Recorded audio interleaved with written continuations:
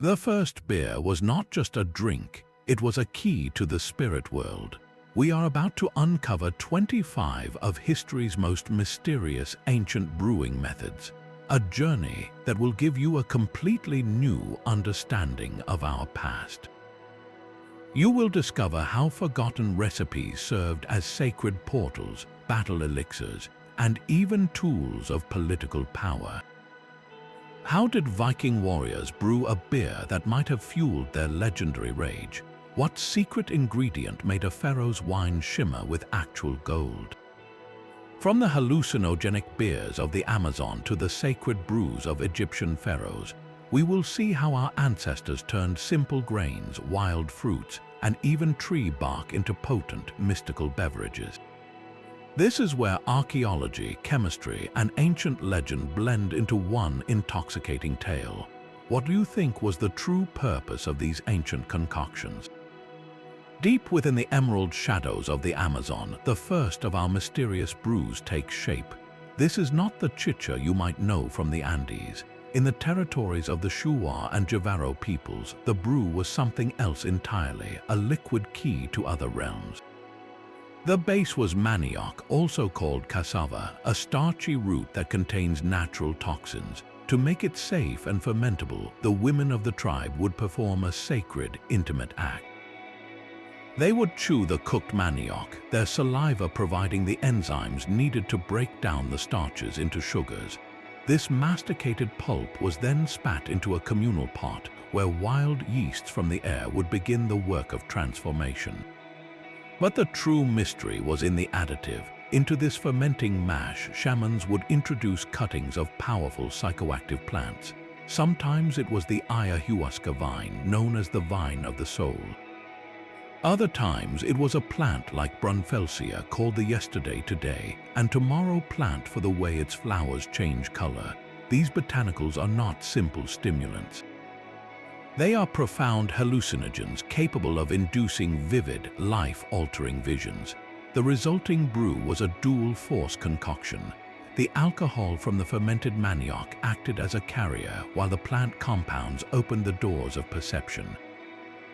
This was never a casual drink for social gatherings. Its consumption was a solemn ritual, a sacred technology. A shaman, after careful preparation and fasting, would drink the brew in a ceremonial hut. The goal was not recreation but revelation. It was a deliberate journey into the spirit world to diagnose illness, to commune with ancestors, or to divine the future. The mystery here is one of immense, precise knowledge. How did these cultures discover which specific vines and plants, among thousands in the jungle, could produce such effects? And how did they learn the exact methods to prepare them, often involving complex multi-step processes to activate the psychoactive compounds? This ancient Amazonian chicha represents perhaps the most direct fusion of brewing and spiritual practice, a tradition whose echoes are still felt in the ayahuasca ceremonies of today. It makes you wonder, what were they hoping to see on those visionary journeys? The spirit journeys of the Amazon stand in stark contrast to the royal tombs of ancient Anatolia, where our second mystery was literally buried for millennia. In the 1950s, archaeologists excavating the Great Burial Mound at Gordion in modern Turkey made a stunning discovery. They had found the tomb of a powerful king, a man whose legend had survived in Greek myth as King Midas, the ruler with the golden touch. Inside the tomb, alongside the king's remains, were a set of magnificent bronze drinking vessels. They were not empty. For over 2,700 years, a dark, dried residue had clung to their interiors. At the time, researchers carefully scraped the residue into jars, labeled them, and stored them away. The true secret was locked inside those jars, waiting for science to catch up. Decades later, in the 2000s, a team of molecular archaeologists and chemists finally analyzed that ancient residue. They were able to reconstruct the recipe for the funerary feast drink, the final beverage King Midas was meant to enjoy in the afterlife. It was a unique hybrid, a blend of beer, wine, and mead, The base was fermented barley, making it a beer, but then it was mixed with grape wine and a generous amount of honey. To this rich, triple-fermented blend, they added saffron, a precious spice that would have given it a golden hue and a distinct floral aroma. But the most baffling ingredient was not listed in any recipe. Under powerful microscopes, the scientists found something glittering and utterly unexpected: microscopic particles of pure gold. This is where the mystery deepens. Was the gold intentional? One theory is that it was a form of ritual purification. Gold, being incorruptible and associated with the gods, could have been added to sanctify the drink, to make it a fitting offering for a deified king's journey to the next world. Another idea connects to the ancient concept of aurum potabile, or drinkable gold. For centuries, alchemists and physicians believed that consuming gold in a liquid form could grant longevity, vitality, and even immortality. Did the Phrygians hold a similar belief 2,700 years ago, or was it simply spectacular contamination? Perhaps the vessels themselves were lined with delicate gold leaf that flaked off into the potent beverage during the funeral festivities. Yet the presence of gold in the residue from multiple vessels suggests something more deliberate than accidental flakes. This discovery does more than give us a recipe, it gives us a taste of a royal ideology. That bronze vessel held a drink of ultimate status, a fusion of the three great fermented beverages of the ancient world, spiced with the most expensive commodity and possibly shimmering with the very metal that defined the king's myth. It was a liquid symbol of power meant to transcend death itself. What does it say about a culture that believed their king needed a golden beer for the afterlife? From golden tombs, we move to the frozen north, where history whispers of warriors who fought with the fury of beasts. The sagas speak of the berserkers, Viking fighters who entered battle without armor, howling like animals, seemingly immune to pain and fire, gripped by a sacred rage they called berserker gang. For centuries, this was dismissed as poetic exaggeration or sheer battle madness. But a darker, more pharmacological possibility has emerged from the soil. At several Viking-age settlement sites across Scandinavia, archaeologists have made a curious and consistent find: seeds of a plant called Hyoscyamus niger, black henbane. This is no simple herb. Henbane is a powerfully toxic member of the nightshade family, containing the potent alkaloids scopolamine and atropine. In the right doses, these compounds do not bring peace or visions. They induce a state of intense delirium, confusion, and agitated frenzy. Pupils dilate, the heart races, and the user experiences vivid, often terrifying hallucinations. Crucially, one of the documented side effects is a profound insensitivity to pain and a surge of irrational strength and aggression. The theory is as compelling as it is frightening. What if the berserker's fury was not just a state of mind, but a state of chemistry? The mystery lies in how this poison entered the warrior's ritual. Was it brewed directly into a special beer? Adding henbane during fermentation would have been a dangerous gamble, as the potency of the plant can vary wildly.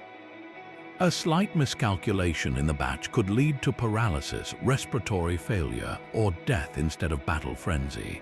A more controlled method might have been to create a concentrated infusion or tincture from the leaves and seeds, which could then be added to a standard ale just before consumption.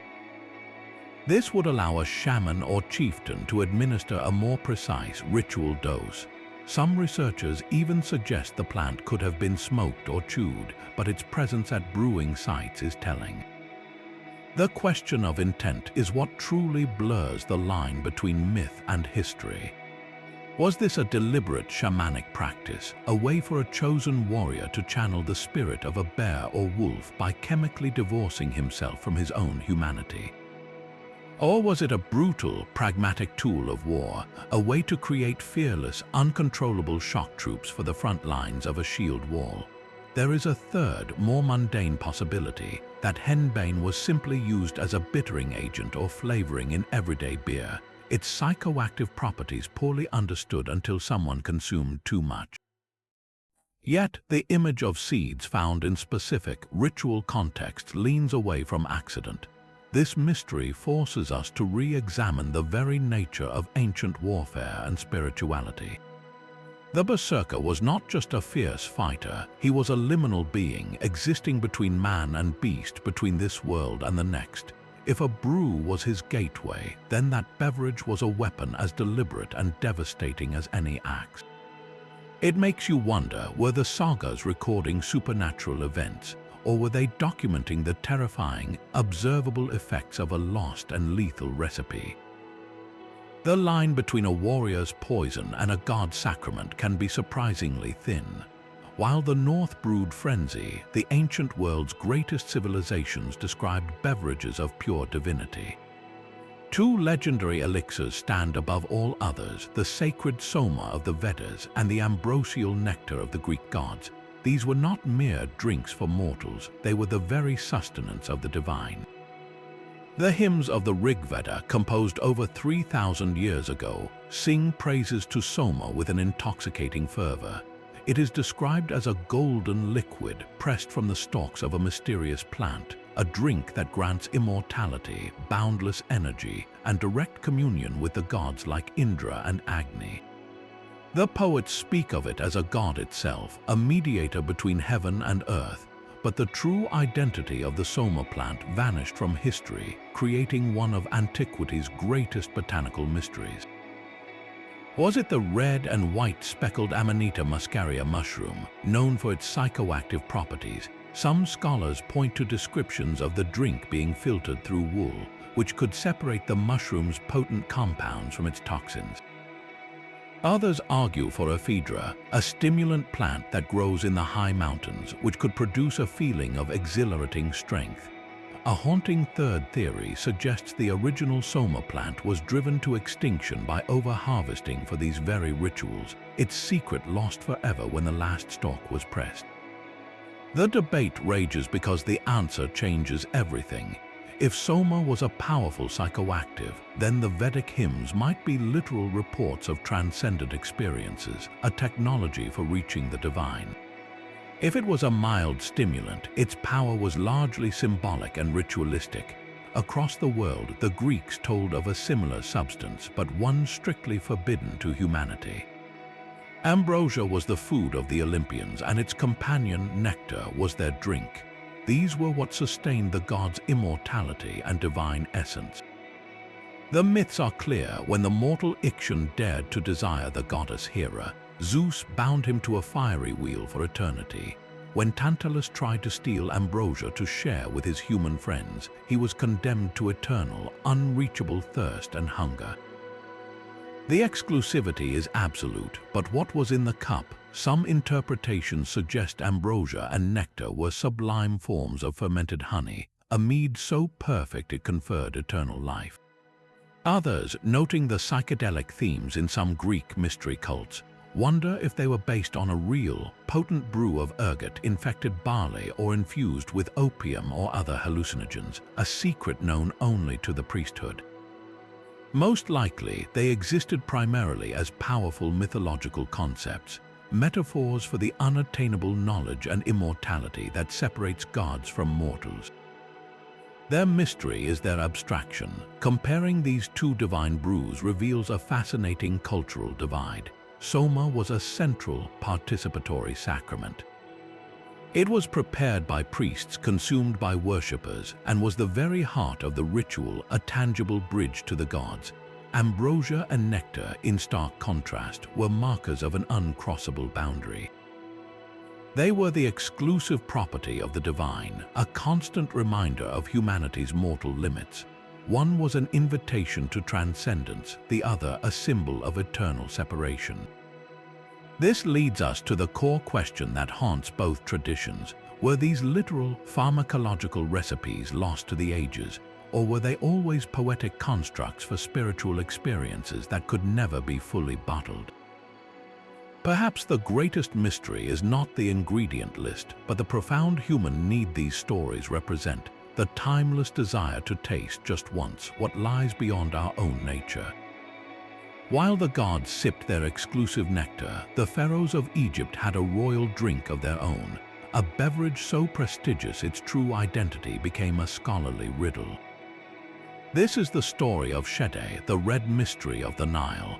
In the vibrant tomb paintings of the New Kingdom, you can see it clearly, a rich, red liquid being poured from elegant vessels for the pharaoh alone.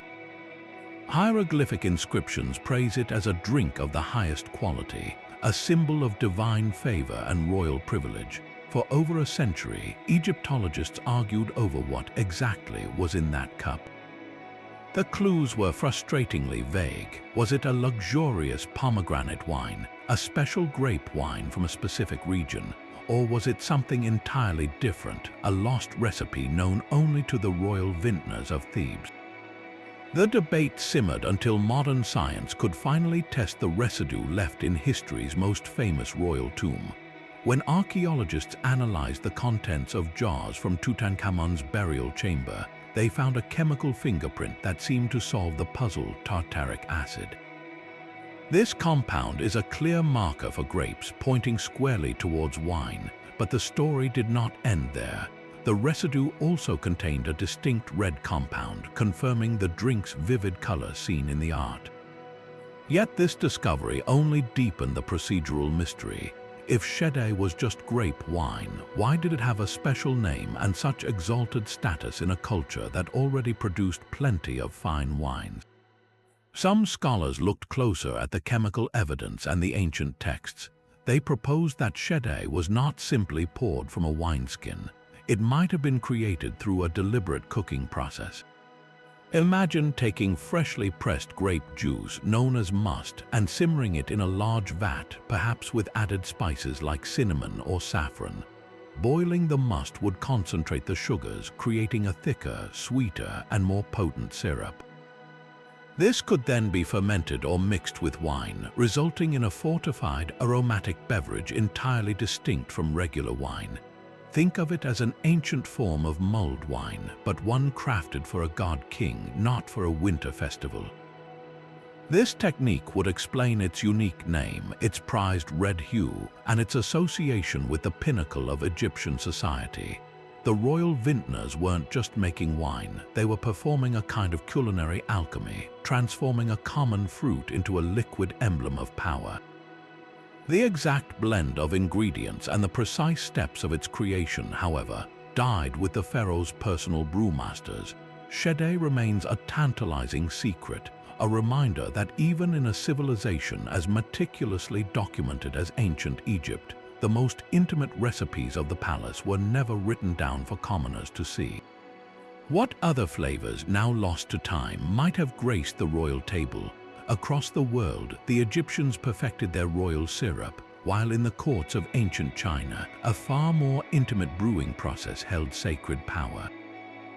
Here, the catalyst for fermentation was not a hidden mold or a wild yeast, but the human body itself. Ancient texts from the Zhou dynasty, dating back over 3,000 years, describe a mysterious beverage called jus. This term would later come to mean all alcoholic drinks, but in its earliest form, it referred to something very specific, a beer fermented with human saliva. The method was strikingly similar to what we saw in the Amazon, yet born from a completely separate tradition. Young girls, chosen for their purity, would take grains of rice or millet, chew them thoroughly, and then spit the masticated pulp into a communal vessel. This was not seen as unclean, but as a sacred transformation. Their saliva contained the enzyme amylase, which breaks down complex starches in the grain into simple, fermentable sugars. This sugary paste, left in a warm place, would then be colonized by wild yeasts floating in the air, beginning the magical process that turned chewed grain into an alcoholic brew. The cultural context elevates this from a simple recipe to a ritual act.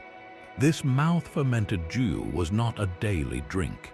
It was specifically mentioned in the context of ancestor worship ceremonies, the most solemn rites in ancient Chinese society. In these rituals, food and drink were offered to the spirits of departed forebears to maintain harmony between the living and the dead. The brew, created through the very essence of the living, was considered a potent and direct offering. The brewer's body became part of the altar. The mystery that hangs over this practice is one of profound transition. For centuries, this was the way. Then, around the same period, Chinese brewers made a monumental discovery. This was a cultivated starter cake made from crushed grains that had been allowed to mold naturally. The mold's ink, like Aspergillus oryzae, produced powerful amylase enzymes that could break down starches just as effectively as human saliva, but on a massive, scalable level. You could ferment huge vats of grain without needing a single person to chew it.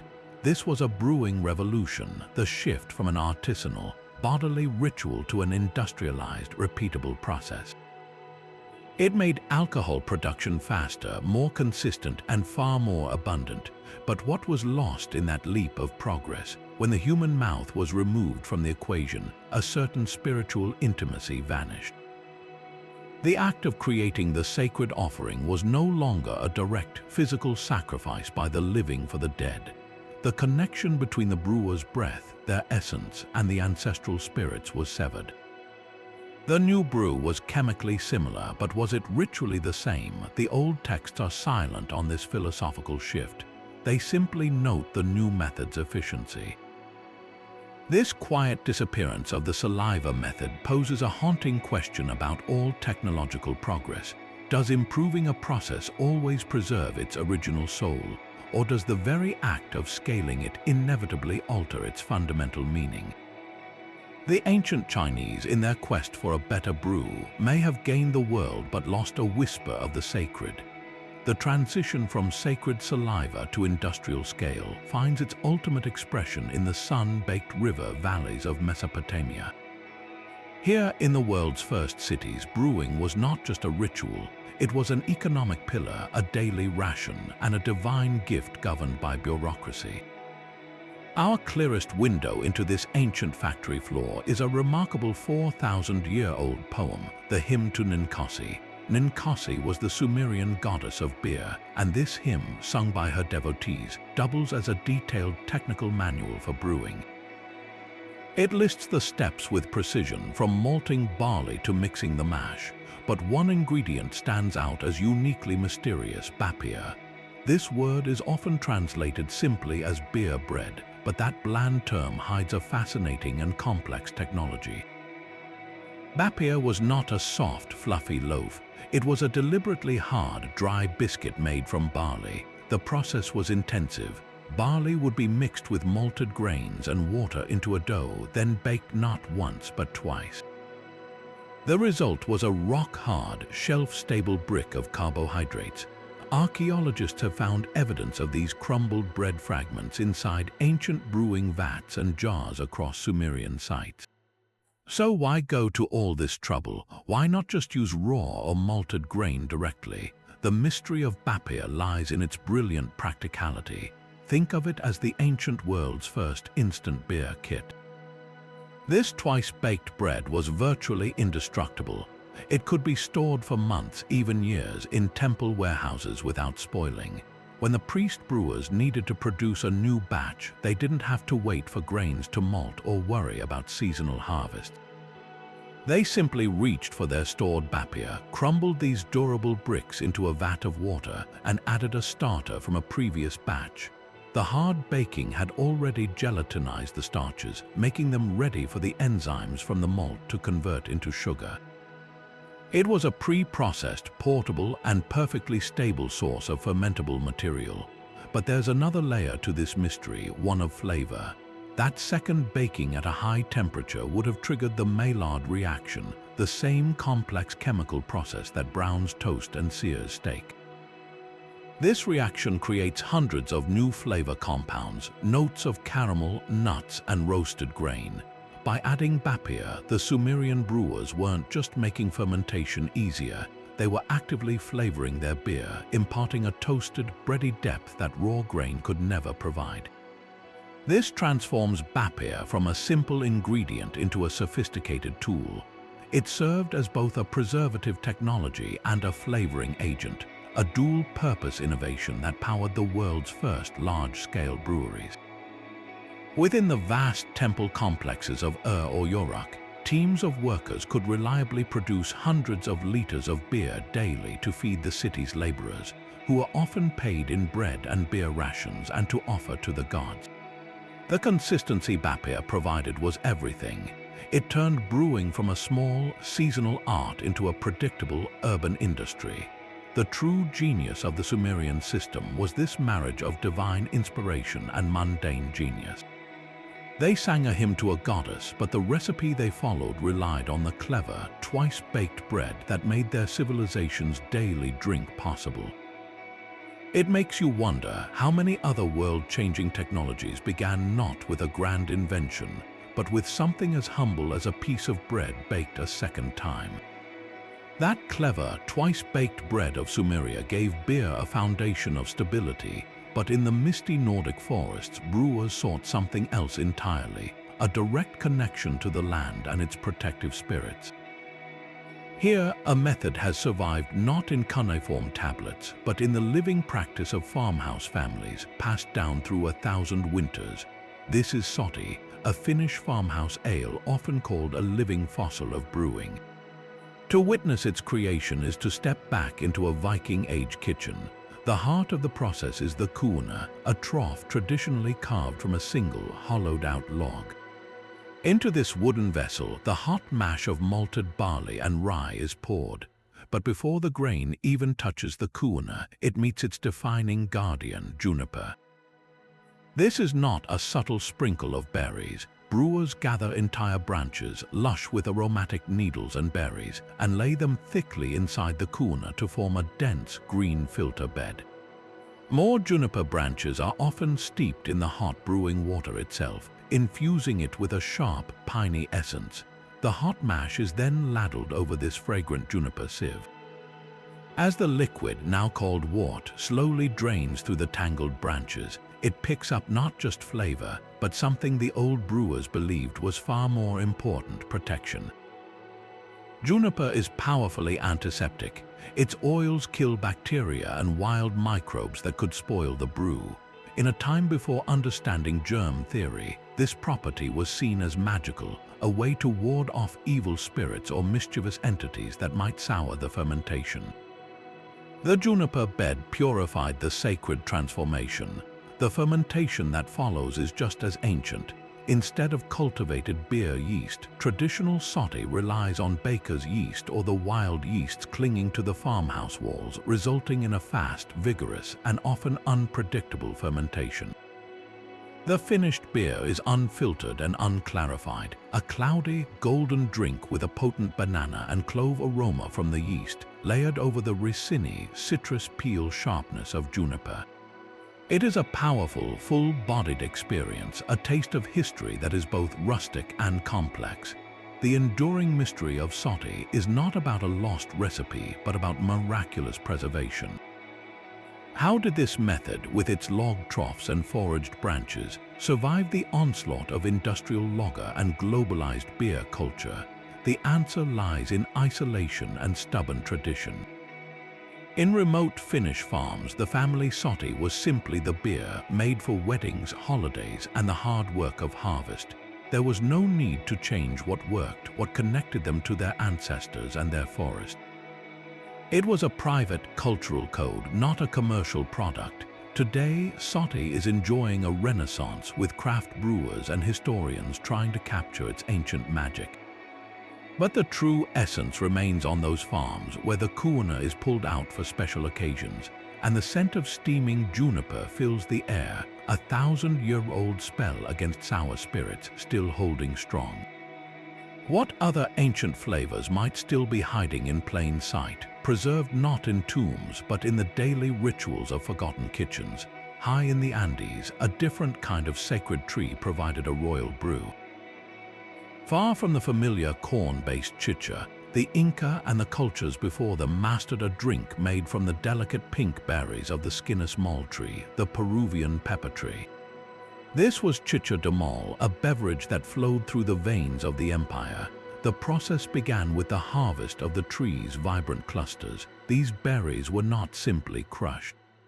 They were carefully boiled down into a thick, aromatic syrup, a process that concentrated their natural sugars and unique, spicy, peppery flavor. This syrup was then diluted with water and left to ferment in massive clay jars, often buried in the ground to maintain a steady, cool temperature. The result was a pale pink, slightly fizzy beer with a complex taste, both fruity and resinous. But this was no common drink. Chicha de Mal held a special place in the Inca state's economy and spirituality.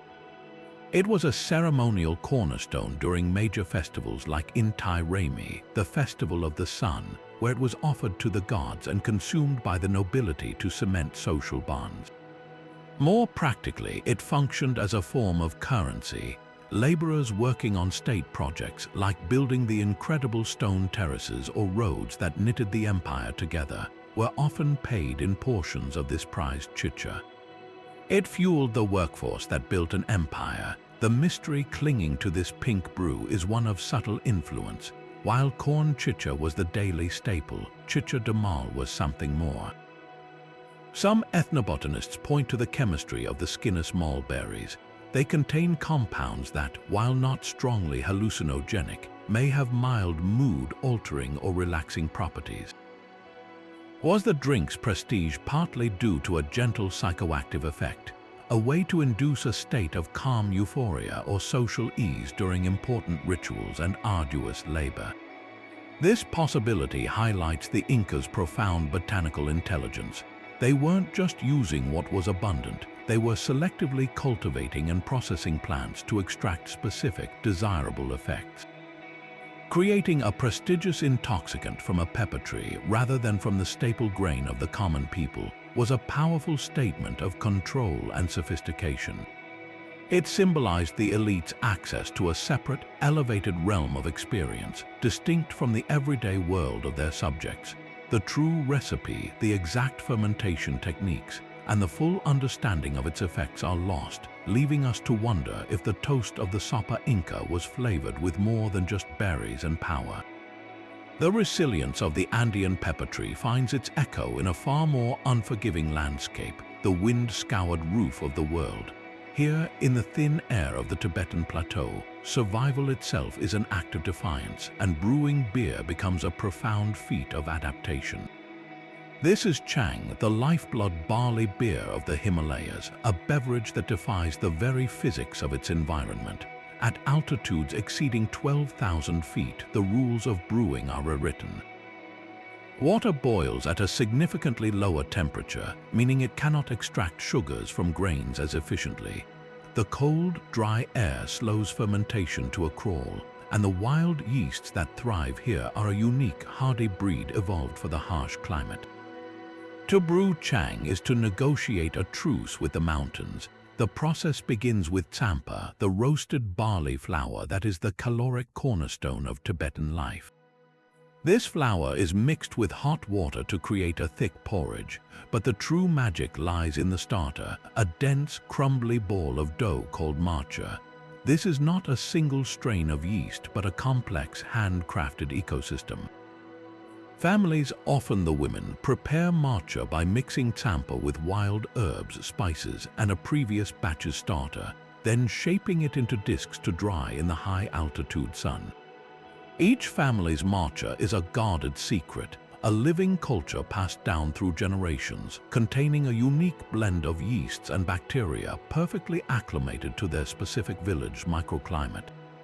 When a piece of this precious matcha is crumbled into the cooled barley porridge, fermentation begins not with a vigorous bubble, but with a slow, patient sigh as the microbes work in the cold.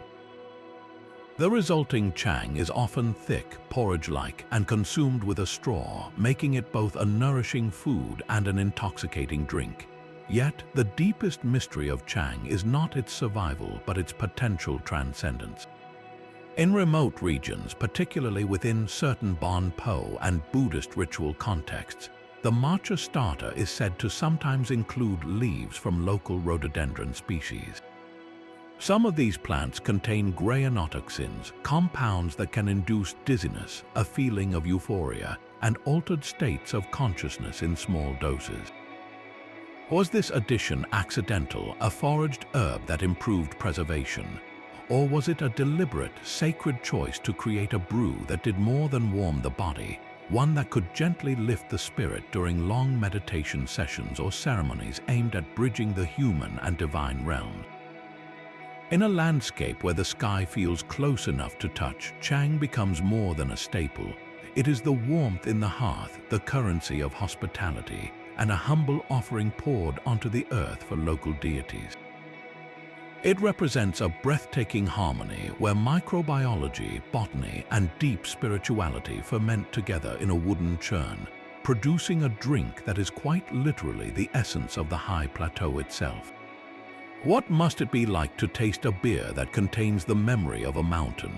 The high-altitude patience of Tibetan Chang stands in stark contrast to the spontaneous fermentations of the sun-drenched Australian continent.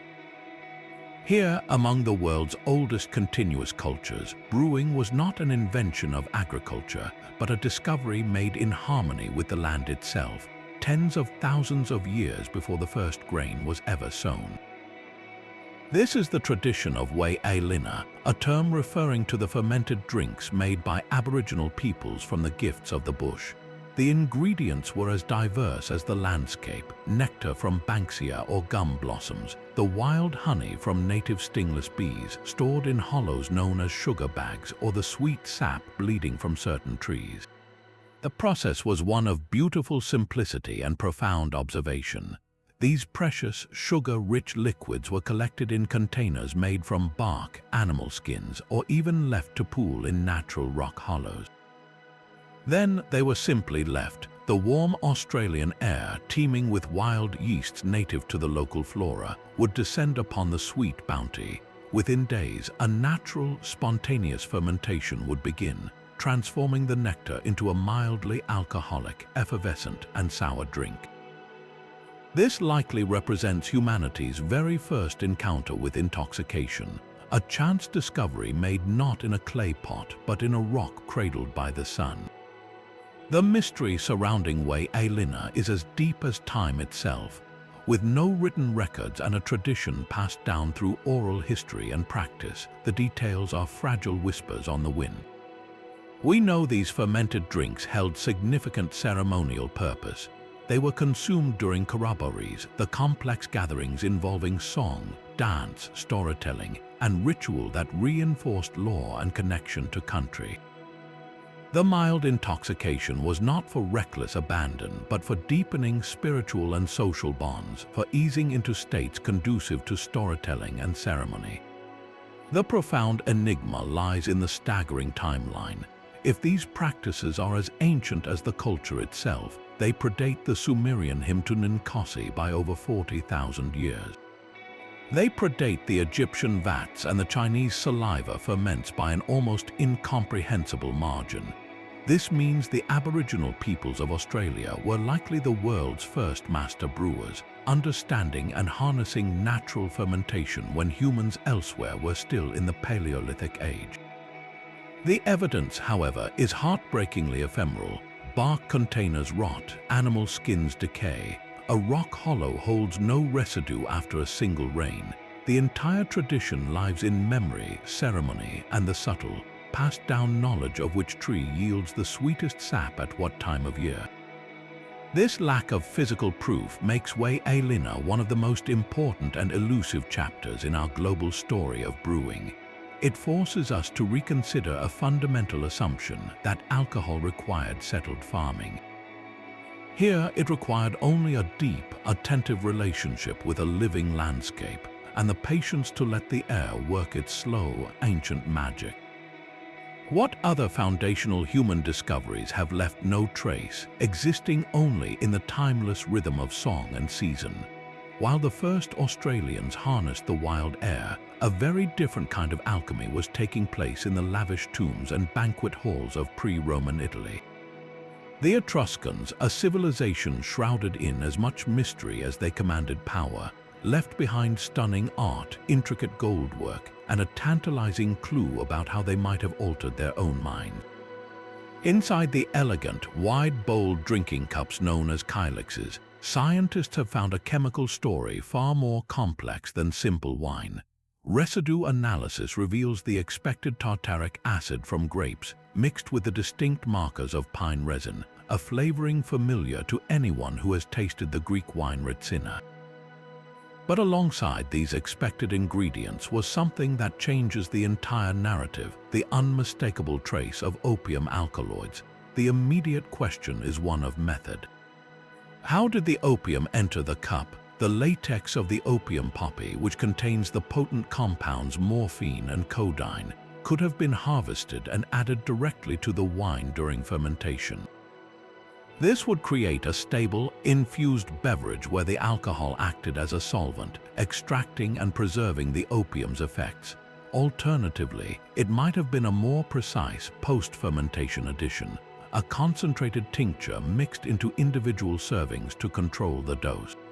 The presence of pine resin complicates the picture, as its strong, turpentine-like flavor would have powerfully masked the bitter, earthy taste of the opium latex, making the psychoactive cocktail far more palatable. This was not a haphazard mix, it was a deliberate recipe, a flavored vehicle for a powerful drug. Unraveling the purpose of this opium wine leads us into the heart of Etruscan culture, a society renowned for its advanced medicine, its joyous banquets, and its profound, even obsessive, relationship with the afterlife. Each possibility paints a different portrait. Medicinally, opium would have been a priceless tool. As a potent analgesic and sedative, it could have been used by Etruscan physicians to ease the pain of surgery, injury, or terminal illness, a merciful blurring of suffering's sharp edges. In their elaborate funeral practices, where feasting with the dead was a sacred rite, this wine could have been a sacrament. Pouring a libation of opium-laced wine might have been an offering to soothe the journeying spirit, or perhaps it was consumed by the mourners themselves to induce a trance-like state, bridging the gap between the living and the departed in a haze of ritual intoxication. Yet the Etruscans were also a people who celebrated life with exuberance. Their tomb paintings show vivid scenes of banqueting, music, and dance. In this context, the opium wine takes on a darker, more hedonistic shade. For the elite reclining on their couches, this concoction would have offered a uniquely sophisticated high, a slow wave of euphoria and dreamy detachment far removed from the simple buzz of alcohol. It was the ultimate luxury, a symbol of wealth and access to the exotic. This single residue analysis forces us to see the Etruscans not just as skilled artisans or rivals to early Rome, but as sophisticated psychonauts.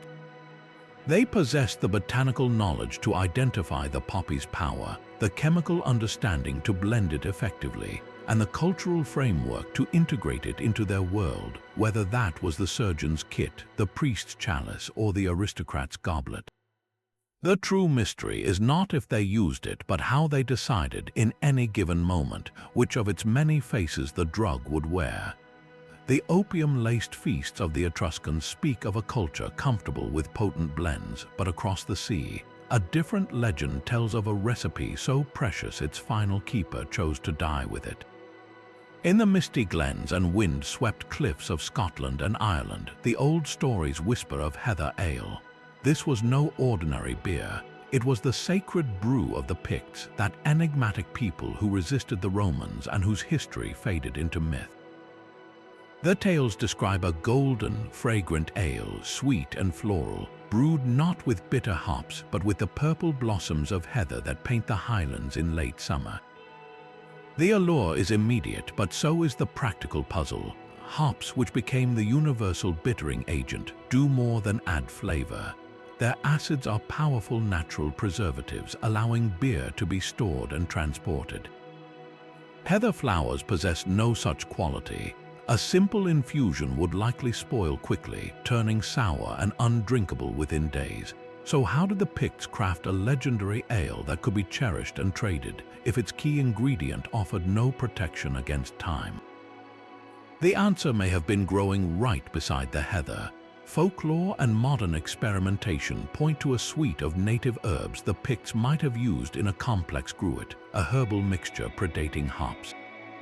One prime candidate is bog myrtle, also known as sweet gale. This hardy shrub's leaves contain aromatic oils that do have mild antiseptic properties.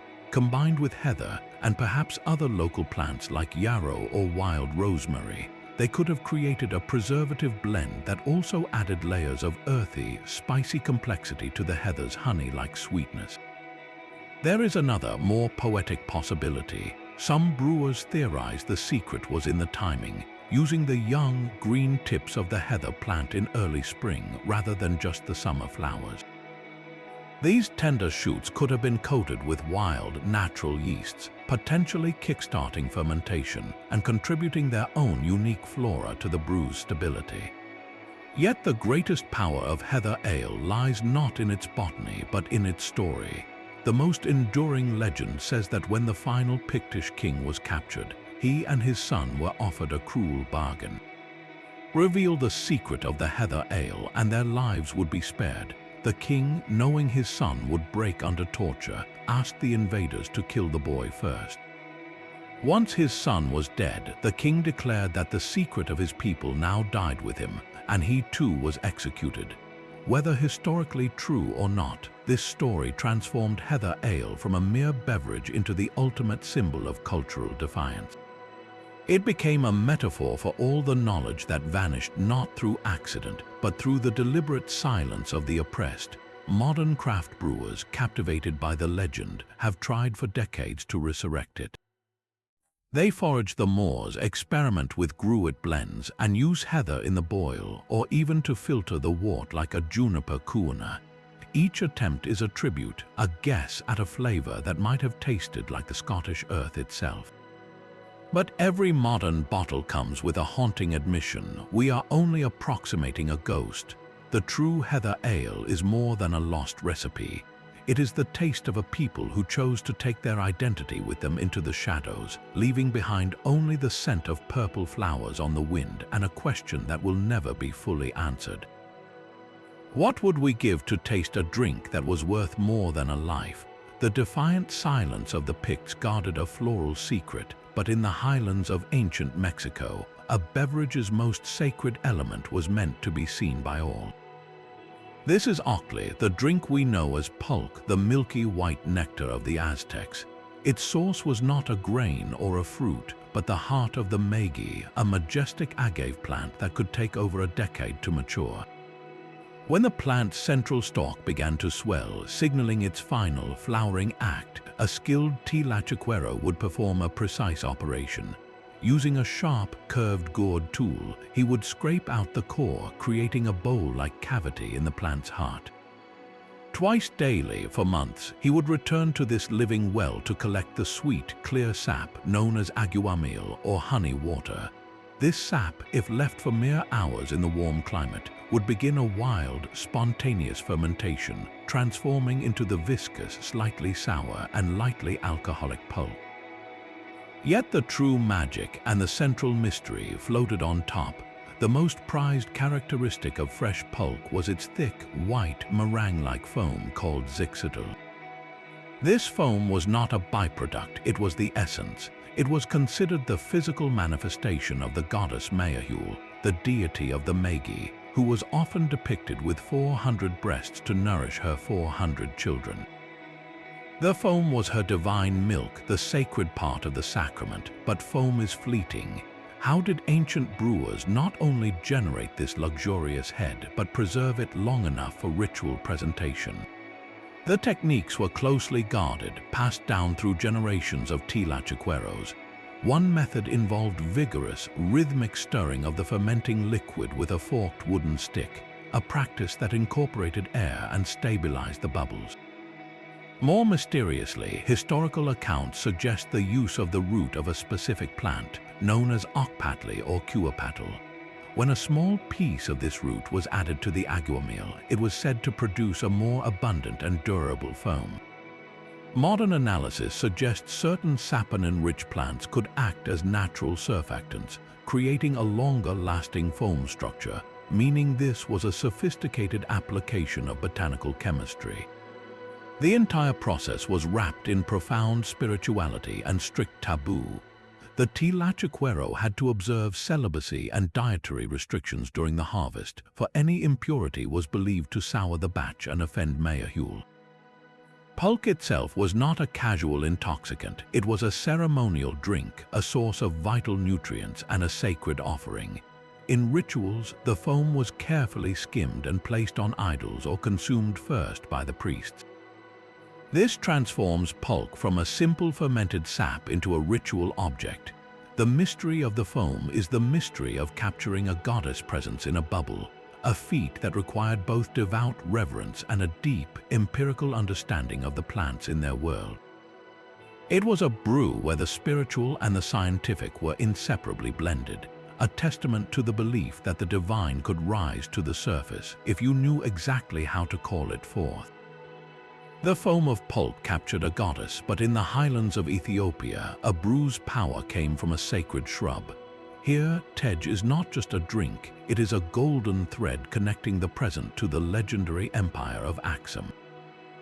The base is pure, wild honey, diluted with water and left to ferment in tall, bulbous glass bottles called beryl. The wild yeasts present in the honey itself begin the work, turning that liquid sunlight into a simple, sweet mead. But Ethiopian brewmasters were never content with simple. Their transformative ingredient was a sprig of green magic called jesho. This is not a herb added for a subtle note. Jesho, the leaves and stems of the Rhamnus prinoides buckthorn, is the engineering heart of tej. The dried stems are broken and added directly to the fermenting honey water where they steep for days, sometimes weeks. Their role is profound and twofold. First, they impart a sharp, clean bitterness that perfectly balances the intense sweetness of the honey, creating a complex flavor profile that is both refreshing and bracing. Second, and more mysteriously, jesho acts as a powerful natural preservative and stabilizer. The plant contains organic acids and antimicrobial compounds that inhibit spoilage bacteria, allowing the tej to ferment cleanly and giving it a remarkably long shelf life in a warm climate. This is an ancient, independent discovery of a principle the rest of the world would later find in hops. The mystery is one of brilliant, isolated experimentation. Among thousands of plants on the Ethiopian plateau, how was this specific buckthorn identified as the key to perfecting honey wine? Was it a chance observation that a vessel stored with these stems didn't sour? Or was it a deliberate search by royal brewers for a way to create a beverage worthy of a king's table and capable of lasting through long trade journeys? For tej was indeed the drink of nobility, of judges, and of warriors. Its brewing was often a closely guarded secret within specialized families, a hereditary craft that carried the prestige of the Aksumite court into the modern era. To sip traditional tej today is to taste a direct legacy of that sophisticated empire. The bitter tang of jesho is not just a flavor, it is the taste of chemical wisdom discovered over 1,000 years ago, a local solution to a universal brewer's problem, found in the leaves of a humble bush that turned honey into liquid gold fit for a king.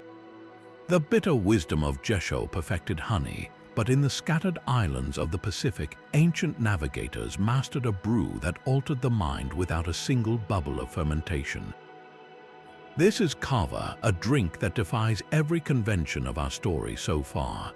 Its source is the gnarled, woody root of the Piper methysticum plant, a name that literally means intoxicating pepper.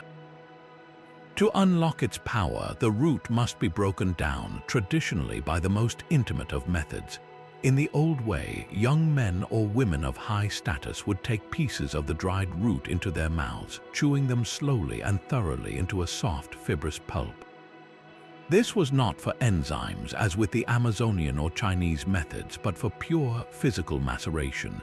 The chewers would then spit the pulp into a large ceremonial bowl. Water was added, and the mixture was kneaded and strained through coconut fiber, creating a cloudy, earthy-tasting liquid the color of mud. Today, grinding has often replaced chewing, but the solemn ritual remains. The mystery here is profound and twofold. First, the chemistry. Kava contains unique compounds called cavalactones. These are not alcohols or classic hallucinogens. When consumed, they produce a gentle sedative effect. Muscles relax, anxiety fades, and a deep sense of calm, clear-headed tranquility descends. The mind remains alert, but the noise of the world softens. This leads to the second, greater mystery, the discovery. How did the ancient Polynesians, embarking on the most daring oceanic voyages in human history, identify this specific route among thousands? And how did they learn that only a precise preparation could unlock its calming magic, not its toxic potential if the wrong part of the plant was used? The answer is a testament to their incredible botanical knowledge, earned through generations of intimate exploration of their island ecosystems. Even more astonishing, they carried live cuttings of the precious kava plant across thousands of miles of open ocean in their voyaging canoes, transplanting its culture to every new island they settled. Its role in society was as unique as its effect. Kava ceremonies were and are the bedrock of community. Leaders gather in a circle, drink from shared cups, and discuss important matters. This is the crucial difference. Kava is a sobriety-enforcing drink. Unlike alcohol, which can cloud judgment and fuel conflict, cavalactones promote a state of relaxed, empathetic clarity. It facilitates communication, eases social tension, and enforces a peaceful, focused atmosphere for diplomacy and decision-making. In this way, kava represents an entirely separate branch in humanity's quest for altered states. It is not about escaping reality or fueling frenzy, but about collectively entering a more harmonious, attentive, and tranquil version of it. While others brewed for the gods or for war, the Polynesians perfected a recipe for peace, a muddy drink that stilled the waters within, long after their great canoes had reached the shore. The tranquil clarity of kava served the living community, but in the dusty plains of Mesopotamia, beer was prepared for a far lonelier journey. Here, in the cradle of civilization, the line between the pantry and the tomb blurred entirely. The Mesopotamians did not just bury their dead with jewels and weapons, they provisioned them for the afterlife with jars of beer, bread, and dates. This practice finds its echo in their most powerful myths, particularly the harrowing tale of Ishtar's descent into the underworld. When the goddess of love and war ventures into the realm of her sister, Ereshkigal, she is stripped of her power and trapped among the dead. To rescue her, the god of wisdom creates a clever being who tricks Ereshkigal. The key to Ishtar's release is not a weapon but a revival. The being sprinkles the captive goddess with the food of life and the water of life, restoring her and allowing her to ascend. For a culture whose daily caloric intake was literally measured in bread and beer rations, these terms are deeply suggestive. Many scholars argue that this mythical reviving potion was not an abstract concept, but a very real, potent beer. It was the ultimate sustenance, capable of bringing even a goddess back from the land of the dead. This transforms the humble brew found in graves from a simple provision into something far more profound, a magical potion for the soul's journey. The archaeological record confirms this was no minor tradition. Sumerian and Babylonian burial sites regularly contain pointed jars specifically designed for storing beer, placed beside the deceased as essential travel supplies for the bleak underworld. But this raises a delicious and unresolved mystery.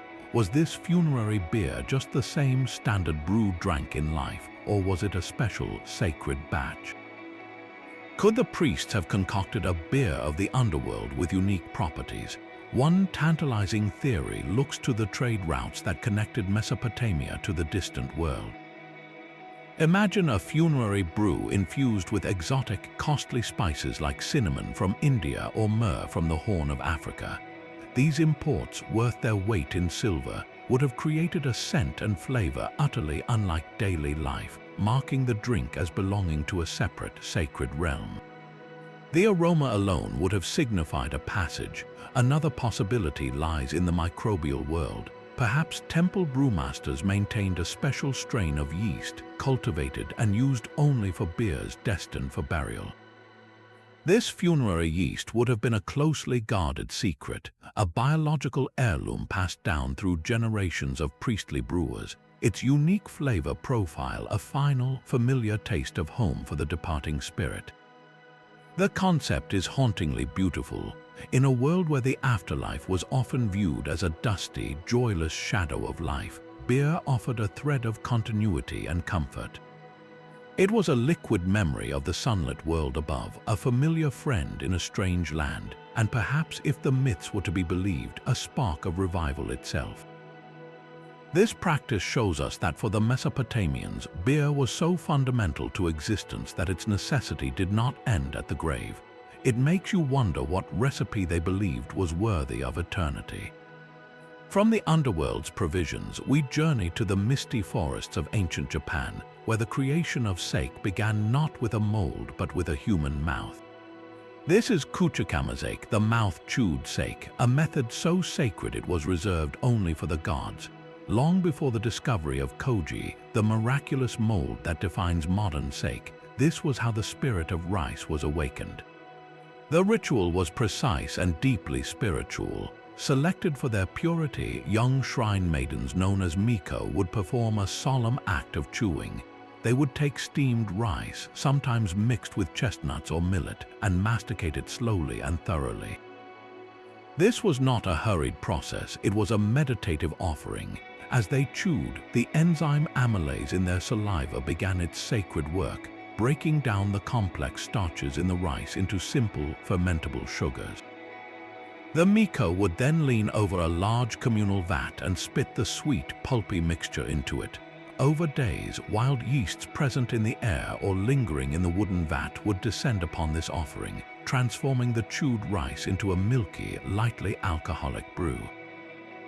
The resulting liquid was never for mortal consumption. It was kuchikamazake, a divine sacrament offered exclusively to the kami, the spirits of nature and ancestors, at the most important Shinto shrines like the Ai's Grand Shrine. The profound mystery here is one of intimate transference. The brewer's body was not just a tool, it was an integral part of the ritual vessel. The purity of the miko was believed to transfer directly into the sake, making it a fitting offering for the gods. Any impurity in her heart or body, it was thought, could taint the entire batch and offend the deities. This created a powerful taboo, a sacred boundary that separated the divine brew from the profane world of human drinkers. The practice eventually faded with the widespread adoption of koji, a cultivated mold that could perform the same starch conversion on an industrial scale without the need for human saliva. Koji was a revolution in consistency and yield, but something intangible was lost in that transition. The direct bodily connection between the brewer and the divine was severed. Kuchikamazake represents a moment in time when fermentation was not a science, but a direct act of faith where the line between the human and the holy was dissolved in a single sacred chew. Its extinction leaves us with a haunting question about all our modern conveniences. When we remove the human element from a sacred act, do we gain efficiency at the cost of the very essence we sought to capture? The sacred chew of the miko created a direct line to the gods, but on the vast, wind-swept steppes of Central Asia, an entire people sought communion through a cloud. The ancient Greek historian Herodotus, ever a collector of strange tales from the edges of the known world, recorded a practice among the nomadic Scythians that has puzzled historians and ethnobotanists for centuries. He described a cleansing ritual that doubled as a profound social event. After a funeral, the Scythians would erect a small, felt tent, carefully sealing every seam to make it airtight. Inside, they would place a bronze vessel filled with red-hot stones. Then, they would take hemp seeds, the seeds of the cannabis plant, and cast them directly onto the searing rocks. Immediately, a thick, aromatic vapor would fill the sealed space. Herodotus writes that the Scythians inside the tent would inhale this vapor and they would howl with joy. For the historian, this was a steam bath, a way to purify themselves after burial rites. But for modern readers, the description is unmistakable. This is one of the earliest and most vivid accounts of deliberate cannabis intoxication. The mystery for brewing historians, however, is not about the vapor itself, but about what might have been happening outside the tent. Could this dramatic inhalation ceremony have been connected to the Scythians' famed brewing of fermented mare's milk, known as kumis? The debate hinges on a tantalizing possibility. Some scholars propose the cannabis vapor had a practical, technological purpose. The intense, smoky, aromatic cloud inside the sealed tent would have been powerfully antiseptic. If brewing vessels or the felt bags used to ferment kumis were placed inside this cannabis fog, it could have acted as a sophisticated sterilization method, killing unwanted bacteria before the fermentation began. In this theory, the psychoactive ceremony and the brewing process were separate but parallel acts of purification, one for the people, one for their vessels. A more speculative and fascinating idea suggests the Scythians might have been creating a combined experience. What if they first drank their potent, slightly alcoholic kumis and then entered the vapor tent? The effects would have been synergistic, a layered intoxication where the alcohol heightened the absorption and effect of the cannabinoids inhaled from the vapor, leading to the ecstatic shouting Herodotus noted. There is a third, even more direct theory that the Scythians brewed a cannabis-infused beer or kumis separately, using the seeds or flowers in the fermentation vat itself, and the vapor tent was a wholly distinct ritual. The frustrating truth is that Herodotus, our only source, did not connect the dots for us. He saw a bath, not a brewery. The archaeological record of nomadic peoples is sparse, leaving no residue-covered pots to analyze. This leaves us with an enduring enigma that sits at a perfect crossroads. It blurs the line between inhalation and ingestion, between ritual purification and recreational intoxication, between practical technology and spiritual ecstasy. The Scythians, masters of the open horizon, may have perfected a form of communal bonding that engaged both the lungs and the gut, a fleeting cloud of joy that vanished with the wind, leaving behind only a traveler's tale and a question that still hangs in the air. Did they drink the steppe or did they breathe it? While the Scythians sought ecstasy in a sealed tent, the Minoans of Crete found their divine intoxication in a sun-drenched field of purple flowers. In the labyrinthine palaces of Knossos and Phaistos, this sophisticated civilization centered their worship on a powerful goddess, a deity of nature, fertility, and the sacred earth. Recent archaeological chemistry has revealed a fitting offering for such a goddess, a beer not just of grain but of gold. Residue extracted from ceramic vessels in Minoan sites tells a story of barley fermentation, but with a chemical signature that points to something extraordinary, the unmistakable markers of crocus flowers. Not just any part, but the delicate, thread-like stigma, the very source of saffron, the most expensive spice in human history. To brew with saffron was an act of breathtaking extravagance. Each crocus flower yields only 3 tiny red stigmas. Harvesting enough for even a small batch of beer would have required an army of hands plucking at dawn across vast fields, a testament to the palace's wealth and command of labor. The process itself was likely a sacred alchemy. The precious saffron threads, carefully dried, could have been steeped directly in the fermenting barley wort, imparting their essence slowly. Alternatively, they might have been ground into a powder and mixed in, ensuring every sip carried their potent color and flavor. The result would have been a luminous, golden orange beer, shimmering like liquid sunlight, with a complex aroma both floral and subtly earthy. But why use such a priceless commodity? The motives blend the practical, the spiritual, and the mysterious. Visually, the saffron would have transformed ordinary beer into a radiant, divine-looking nectar, a fitting visual symbol for a sun-worshipping culture. In flavor, it would have added a unique, honey-like bitterness and profound aromatic depth, setting this brew apart from any common drink. Yet saffron's secrets go deeper. Ancient texts from later cultures praise it not just as a spice, but as a medicine, a mood enhancer, and even a mild psychoactive. In sufficient quantities, saffron can induce feelings of calm euphoria and heightened sensory perception. Was this golden Minoan beer, then, a ritual technology? Imagine it served during the ecstatic ceremonies depicted in their vibrant frescoes, where priestesses dance with snakes or leap over bulls. A shared cup of this saffron beer could have gently altered consciousness, easing participants into a state of collective joy and religious trance, bridging the gap between the human celebrants and the goddess they sought to embody. The mystery is woven into the very threads of the crocus. Was this brew simply a lavish display of royal power, a way for the elite to literally drink their wealth? Or was it a carefully calibrated sacrament, a key ingredient in the Minoans' famous religious ecstasy, designed to paint their rituals in gold both inside the cup and within the mind?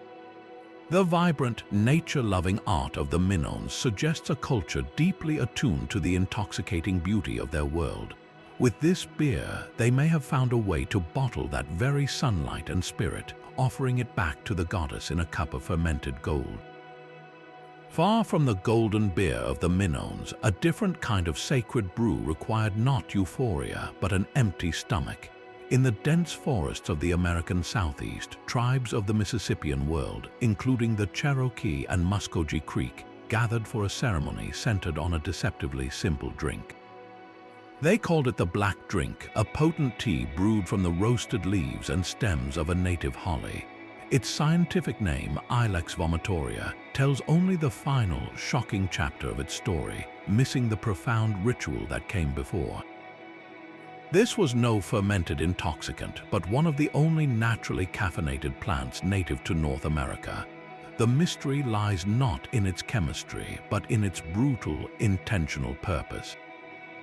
The preparation was a solemn art. The yaupon leaves were carefully dried and roasted over a fire until they became brittle and dark, then ground into a coarse powder.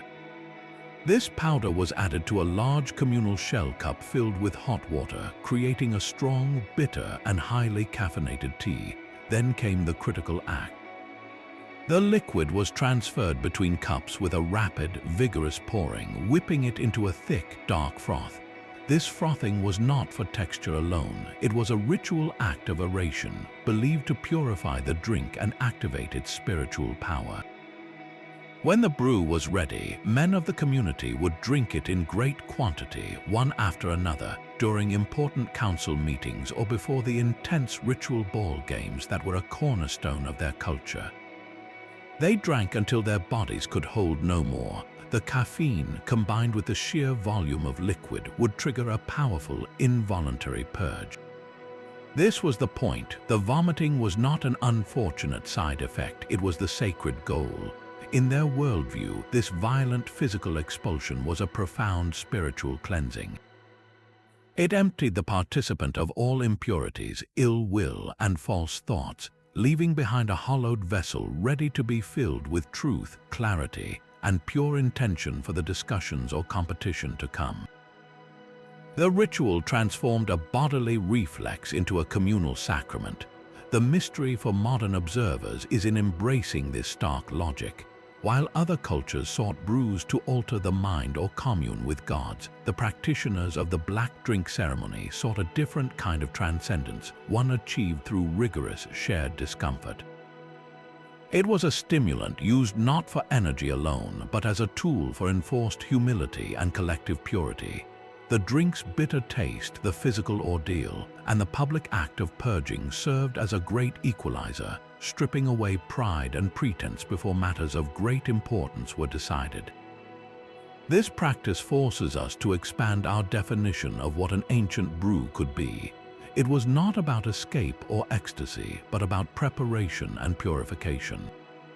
The black drink was a liquid lens for the soul, and its final, dramatic act was meant to ensure that what the community saw reflected back was not clouded by anything at all.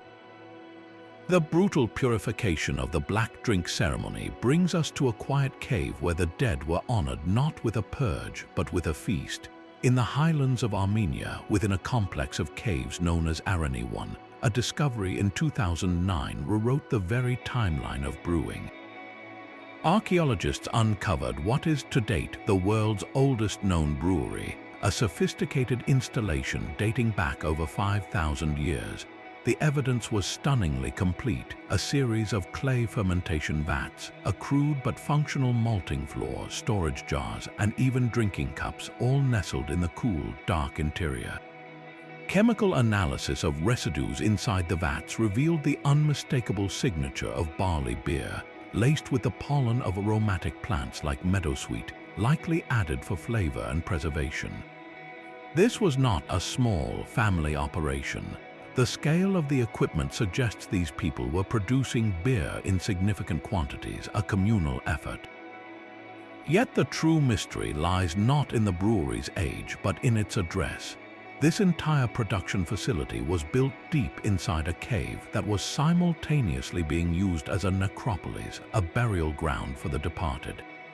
The juxtaposition is haunting and deliberate. Why would you go to the immense trouble of malting grain, managing fermentation, and storing your precious beer in the perpetual twilight of a tomb? The implication is profound. This beer was never meant for the living world of sunlight and markets. It was brewed specifically for the dead, or more precisely, for the rituals surrounding them. This beer was the centerpiece of funeral feasts, a sacred beverage consumed by the living in the very presence of their ancestors to honor their memory and perhaps to share one final communion.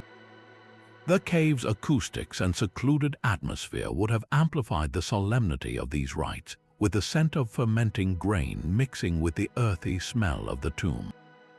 But the Arani cave holds one more layer to this mystery. In the very same region, in a cave just a short distance away, archaeologists found the world's oldest known winery from roughly the same era. We now have two monumental discoveries: the oldest brewery and the oldest winery, practically neighbors in time and space. This raises a tantalizing and unanswerable question about the people who created them. Did they drink their barley beer and their grape wine separately for different occasions? Or is it possible they practiced a form of sequential consumption, a ritualistic ordering of drinks that we still debate today? The old saying warns, beer before wine, you'll feel fine; wine before beer, you'll feel queer. Could this folk wisdom be an echo of a 5,000-year-old ritual protocol observed in those very caves? Perhaps during the funeral feasts, they first drank the hearty, herbal beer as a communal offering, then followed it with the more precious, likely rarer wine as a final, elite libation for the most honored dead. The Arani cave provides our first hard evidence of large-scale, intentional brewing, and it firmly plants that technology not in the tavern or the palace, but in the realm of the sacred and the funerary. It tells us that at the very dawn of civilization, some of our first and most concerted efforts at fermentation were dedicated not to daily pleasure, but to bridging the immense, silent gap between this world and the next. While the Armenians brewed for the dead, the Romans perfected a recipe that may have poisoned the living. Their culinary innovation was born from a practical need: how to preserve wine on long sea voyages and sweeten the often harsh, acidic vintages of their vast empire. The solution was a thick syrup called defrutum, or sometimes sapa. To make it, fresh grape must, the unfermented juice, was poured into large lead pots or cauldrons. These pots were placed over a fire, and the must was boiled down, sometimes by 2/3 of its volume. The result was a concentrated, sweet, and shelf-stable syrup that could be mixed into wine to improve its flavor, color, and longevity. But the true, sinister ingredient was not the grape, it was the pot. As the acidic grape juice simmered for hours against the lead lining, a dangerous chemical reaction took place. The lead leached into the syrup, combining with the acetates in the juice to form lead acetate. This compound has a deceptively pleasant quality. It is intensely sweet. In fact, it was later known to alchemists as sugar of lead. So the Romans, in their quest for a better preservative, had accidentally created a potent sweetener that was also a slow-acting poison. The mystery here is not one of lost knowledge, but of willful blindness. The symptoms of chronic lead poisoning are a horrific checklist: severe abdominal pain, memory loss, fatigue, irritability, and a gradual, crippling paralysis. It also causes infertility, miscarriages, and grotesque birth defects. Historians have long debated a haunting question: did this sweetened wine contribute to the erratic behavior, madness, and declining birth rates among the Roman aristocracy? Some of history's most notorious emperors, like Caligula and Nero, were known for their extreme cruelty and paranoia, and they lived in a world where lead was everywhere, not just in wine, but in their plumbing, their cosmetics, and their cookware. The symptoms of their reigns could read like a medical textbook on lead toxicity. Yet, understanding this as a clear cause and effect is where the mystery deepens. Were the Roman vintners and elites truly unaware? The great encyclopedist Pliny the Elder wrote about the dangers of lead fumes to miners and metalworkers, showing an awareness of its acute toxicity. But the slow, cumulative poison delivered in a sweet drink may have been invisible to them. The abdominal pain was just a common stomach ache, the memory fog a sign of age, the irritability a character flaw. The syrup worked perfectly for its intended purpose. It made wine taste better and last longer.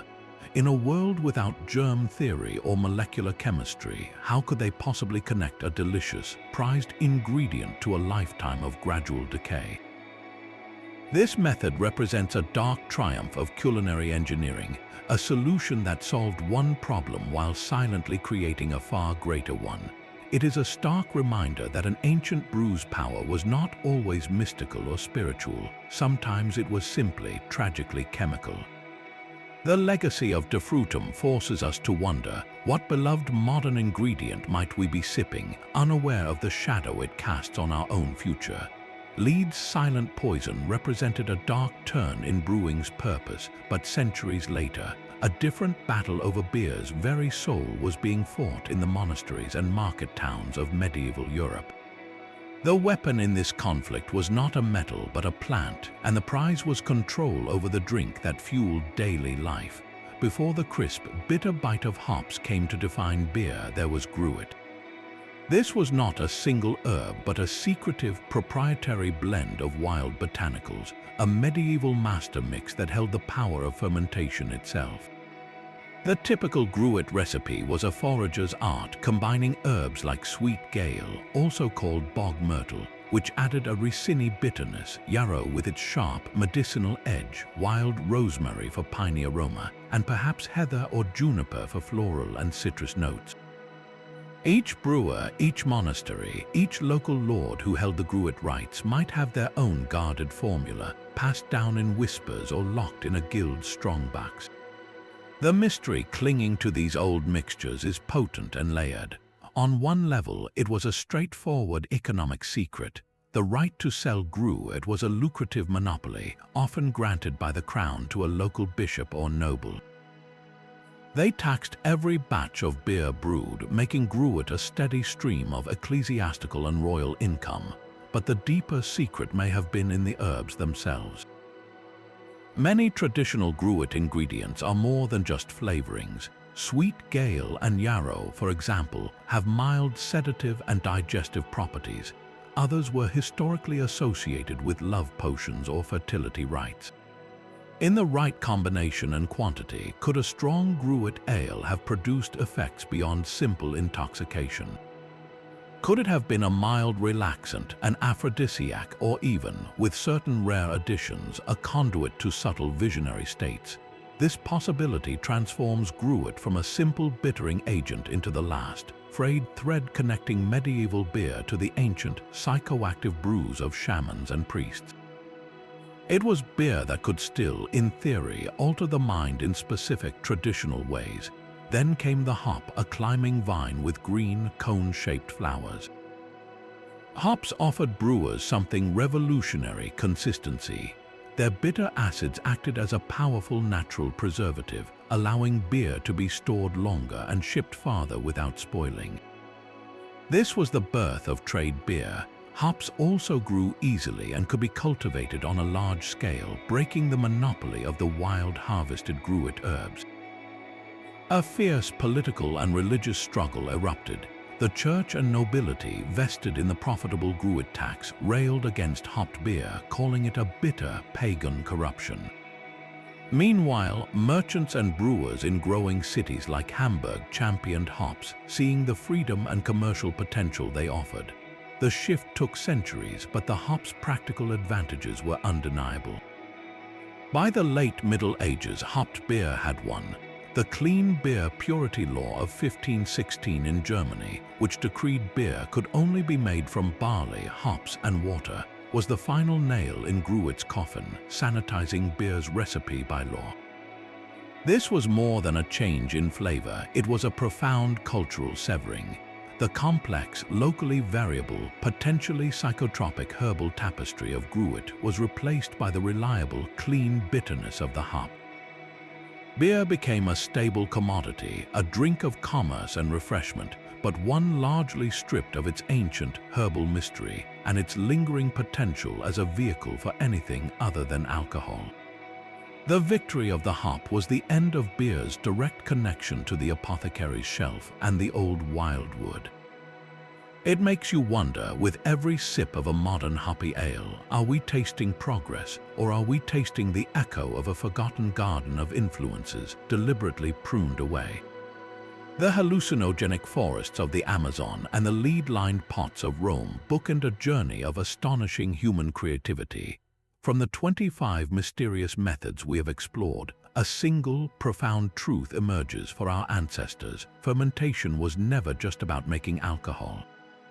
It was a foundational technology, a form of practical alchemy that transformed the mundane into the magical. Each brew was a multi-purpose tool, serving as sacred medicine, a direct line to the gods, a currency of power, and a blueprint for social order. In every clay jar and hollowed log, we see the incredible ingenuity of the human spirit, a relentless drive to experiment with the very building blocks of nature.